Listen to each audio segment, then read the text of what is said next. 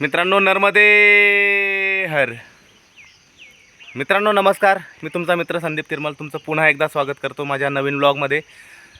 आज परत एकदा मित्रांनो मी एका विशेष जागेवर आलेलो आहे आणि या जागेवरून तुम्ही पाहत आहेत मित्रांनो नर्मदा मैयाचं सरळ दर्शन पाहत आहेत तुम्ही. सगळ्यांना नर्मदे हर व्हिडिओ करण्याच्या आधी मित्रांनो, तर मित्रांनो ही जी जागा आहे या जागेचं विशेष महत्त्व मी तुम्हाला सांगतो.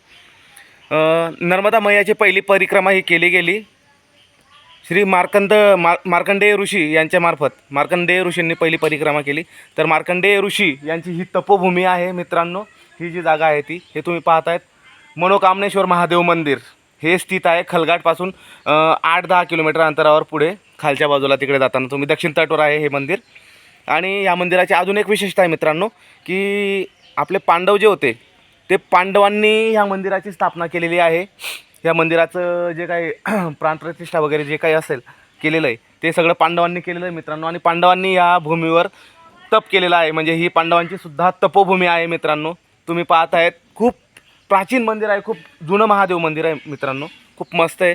जर तुम्ही कधी नर्मदा परिक्रमेसाठी येणार असाल तर तुम्ही नक्की या मंदिराला भेट द्या. खूप चांगलं आहे, खूप मन प्रसन्न होऊन जातं. असं एकदम शांत निवांत वातावरण आहे मित्रांनो. नर्मदा मैयाच्या तटावर दक्षिण तटावर मंदिर आहे हे. माझा तरी अनुभव एवढा मस्त आहे ना, तुम्हाला काय सांगू, एक नंबर. शब्दात मी मांडू शकत नाही मित्रांनो.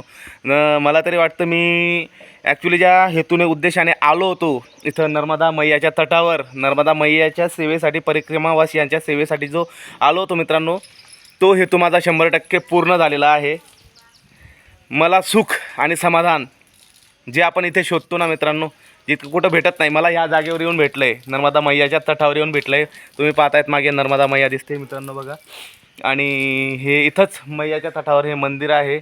तर अशा प्राचीन मंदिरांना बघा, जर तुम्हाला इथं येत नसेल तर आपल्या गावाजवळ असतील, आपल्या गावात असतील किंवा आजूबाजूच्या परिसरामध्ये कुठे असतील ना मित्रांनो, तर स्वतःसाठी नक्कीच अशा शांत आणि निवांत जागेवर येत चला मित्रांनो. कारण बघा, अशा जागांशिवाय माणसाच्या जीवनामध्ये रस नाही, शांतता नाही, सुख नाही, समृद्धी नाही.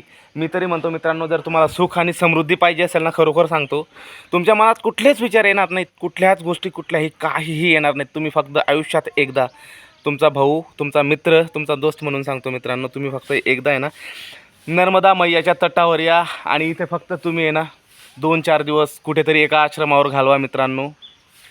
ही मी तुम्हाला विनंती करतो. कारण बघा, हा जो अनुभव आहे प्रत्येकाला कोणी शेअर करत नाही, सांगत नाही. मी माझा स्वतःचा अनुभव सांगतो आहे मित्रांनो. मी खरंच विनवण्या करून सांगतो.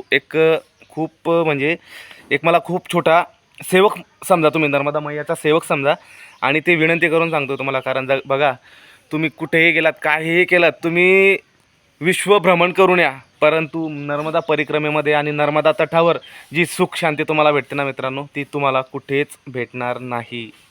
इथे 1 रुपया लागत नाही. तुम्हाला फक्त यायचं आहे आणि फक्त जायचं आहे. कुठल्या तरी आश्रमावर स्टे करायचा आहे, थांबायचं आहे मित्रांनो. तिथं आश्रमावर सेवा करा, परिक्रमावासियांची सेवा करा, त्यांना स्वयंपाकामध्ये मदत करा, आश्रमाची झाडपूड करा, काहीतरी स्वच्छता ठेवा. ही तुमची सेवा झाली मित्रांनो. सेवा करणं म्हणजे खूप काही मोठी गोष्ट नसते, खूप काही गोष्टी मोठी गोष्ट नाही मित्रांनो. आता गेल्या 4 दिवसापासून मी करतो आहे हे कार्य. आता तिथले म्हणजे फक्त आश्रमावर न थांबता मी आजूबाजूच्या परिसरामध्ये जे काही चांगले चांगले ठिकाणं आहेत त्या ठिकाणावर मी जातो आहे, फिरतो आहे, पाहतो आहे.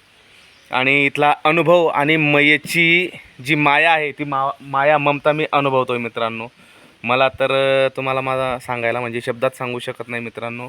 माझी आई माझं सर्वस्व आणि माझं विश्व नर्मदा मैया आहे. मला तिने एवढं काही दिलं आहे ना, न मागता दिलं आहे मित्रांनो.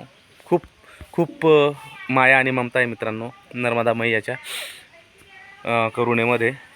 तर मित्रांनो, मी तुम्हाला आता मंदिरातल्या आतला गाभारा दाखवतो. मंदिर कसं आहे हे तुम्ही पाहू शकतात.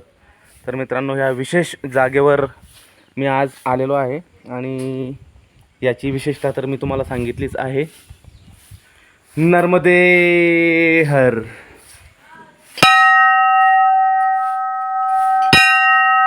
हर हर महादेव. मित्रांनो, हे बघा, हीच आहे ह्या भूमीला, इथं ह्या मंदिराला पांडवांचा हात लागलेला आहे. पांडवांनीच हे मंदिर स्थापना केलेली आहे मित्रांनो. आतमध्ये पाहू शकता तुम्ही महादेवाची पिंड आहे, शिवलिंग. हर हर महादेव.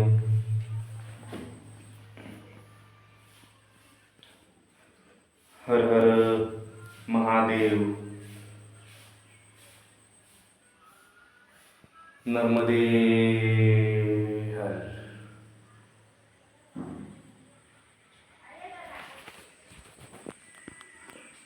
नर्मदे हर मित्रांनो. तर मित्रांनो, इथं एक आजी आहेत. त्या आजींची मी म्हणजे आजी इथं पूजा करतात, सेवा करतात महादेवाची. मी 2 मिनटं त्यांची मुलाखत घेतो आणि तुम्हाला दाखवतो. बघा, या ठिकाणी आजी राहतात. या आजींची एक छोटीशी कुटी आहे आणि इकडनं तुम्ही हे मंदिर पाहत आहेत मित्रांनो. हे बघा, इथं अगदी बघा, हे पिंपळाचं झाड, इकडे पिंपळाचं झाड आहे, इकडे मागं पण पिंपळाचं झाड आहे आणि एवढं मस्त निवांत वातावरण आहे ना मित्रांनो, तुम्हाला काय सांगू. एवढं मनाला शांती वाटते ना, असं वाटतं की इथून जाऊच नाही. इथून जाऊच नाही, इथंच स्टे करावा.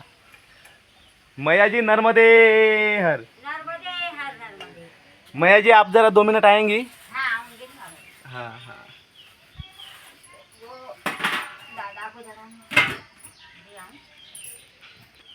अरे ये मैया जी नर्मदे हर. कोई नहीं रहने दो. नर्मदे। मैया जी, आप यहाँ मंदिर की कितने दिन से आप पूजा करती हो, सेवा करती हो? ये 30-35 साल हो गए। अच्छा अच्छा. हाँ। और ये जो मंदिर है मैया, ये मंदिर पांडवों ने बनाया था ऐसा कहा जाता है, ये सच है? पांडव पांडव। पांडवों ने बनाया है और उन्होंने तब भी किया है यहाँ पे? हाँ तब भी अच्छा. और मार्कंडेय ऋषि भी यहाँ पे रुके थे? यहाँ पे रुके थे। मार्कंडेय अच्छा. ऋषि ने भी यहाँ पे सेवा की है। अच्छा अच्छा. हाँ। और वो आपने जो बताया था, वो जो समाधि है वो किनकी समाधि वो है? हमारी सास की है। अच्छा. हाँ वो आपकी- 108 साल के होके गए हैं। अच्छा, 108 साल के होके गए हैं यहाँ हाँ, पर. हाँ. और उन्होंने भी 30-35 साल सेवा दी है यहाँ पर ना? हाँ हाँ।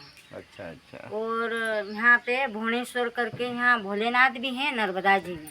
अच्छा, यहाँ पे पीछे. नर्मदा जी में। अच्छा, तट पर. हाँ. हाँ तट पे। Okay okay. हाँ तो मैया जी धन्यवाद. नर्मदे हर. नर्मदे। नर्मदे हर बाबाजी. ले जा।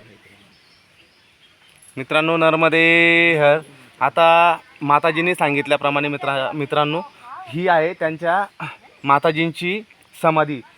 ह्या माताजी 108 वर्षाच्या होऊन गेल्या आहेत आणि त्यातून 35 वर्ष सेवा ह्या मंदिराची माताजींनी केलेली आहे. आणि त्या माताजींची इच्छा होती की मंदिराच्या परिसरामध्येच त्यांची समाधी झाली पाहिजे, म्हणून हे मंदिर आहे आणि मंदिराच्या अगदी मागच्या बाजूला माताजींची समाधी इथं बनवण्यात आलेली आहे मित्रांनो.